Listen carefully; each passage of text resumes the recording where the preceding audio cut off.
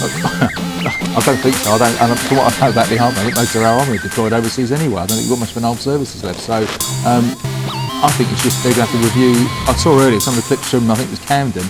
We're now putting borough officers that are normally patrolling the streets of the capital, out into public order situations. They're out with unprotected kit. But we're now down to literally sending everybody out onto the streets. So they wouldn't be trained to deal with public order? There's 3 levels of public order training in there. There's the level 1s, which are the Terror Support Group, the TSG.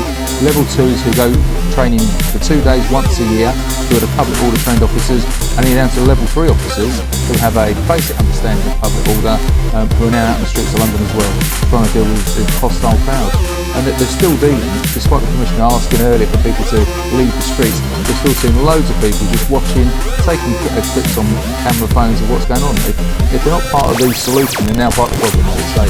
We're now into nearly 10 to 1 in the morning, time to get off the streets. If you're now on the street, you're not part of the solution for us, and you're now part of the problem. So borough officers out on the street says to you that there really is no other resource left.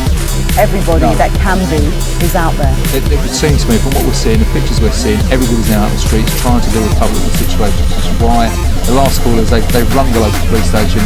They're on a priority list, but the priorities at the moment are obviously the fires. And that's what's becoming so difficult for them. It is an escalation situation, and crossing the capital, basically, and as we said, as far afield as Birmingham, we're hearing reports. So let's have a look now at what Mark Stone was able to bring to us out of Clapham this evening. I have never seen anything like it. I have to say it was extraordinary. I live locally, I heard that this was coming on, so I came down on my bicycle and I started up by coming up from a side street and ended up coming right into the middle of it, because of course there were no police here 2 or 3 hours ago, so there was no reason to know that it was actually going on at the time, so I cycled straight into it. That's when we took that video footage where you saw them trying to pull the television screens off the wall of Ladbrokes. I then turned round, I saw it was happening at Wimpy as well, down the road, literally just there at Debenhams, at a hairdresser's too. Any shop that they could find that they could get into, they were. And as I mentioned, these were young kids. These weren't adults, they were young kids, boys, girls, some of them as young as 14, 15. Someone said to me just now, where on earth are their parents? Well, I think that's the question that's going to be answered tomorrow. But now it is quieter. The police arrived here, about an hour ago, so there was 2 hours where people could do what they like, and they have done. Look, that's a jewellers and pawnbrokers there. You can see they've managed to get inside. Let's move actually a little bit closer to the pawnbrokers. You can see what they've managed to take everything from the windows, absolutely everything. And I walk up and down this street regularly. These windows are full of the sort of things you'd find in a jeweller's, and everything's gone. Moving up here, you can see, look, there's a shoe here that someone has tried to nick from the shop JD Sports just down the road. It's the same all the way up this street. They moved up shop by shop by shop. We watched them. Local residents watched them too. And sorry, the cameraman's just tripping over some of the rubbish that's down here. So, you know, everyone watched them. No one could do anything. You know, I was talking to a couple of these people. They were nasty bits of work. They did not want to be filmed.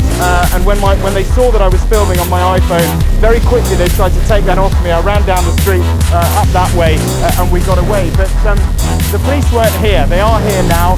But at one point, just up there, there's a branch of Millets or Blacks, I think it is, the outfitters. And the police were here, but only in small numbers, and so they just watched as the looters continued. So police on one side of the road watching the looters taking stuff out of Blacks, because there weren't enough police at the time. You can see some of the other shops along here, T-Mobile. There's a theme with all the shops. They're electrical stores, or they're stores that they think there will be money in. In fact, actually, we can move over here to our right. There's a branch of Boots. That too has been comprehensively destroyed. In fact, we can just go inside here and see what they've done. I'll leave the cameraman out there because we might lose the signal. But you can see here, inside a branch of Boots, there are drugs all over the floor. These packets are empty, Imodium. But, I mean, it's just extraordinary. They're taking what they can. They presumably tried to go to the cash register. That's what they were doing in Brixton last night. We've been in Brixton all day today. The people there were telling us that was what was happening in Brixton. It's the same here, taking whatever they can of value. And these are just opportunists, really. You can see the police are now there. They've stopped the protesters, the rioters, the looters from doing any more here. But I was at a back street just over there. There are still an awful lot of people milling around, young men with masks on, hiding their faces. milling around. There are not enough police in this area at the moment to be able to contain all those people. They're just running around, running amok all over the place.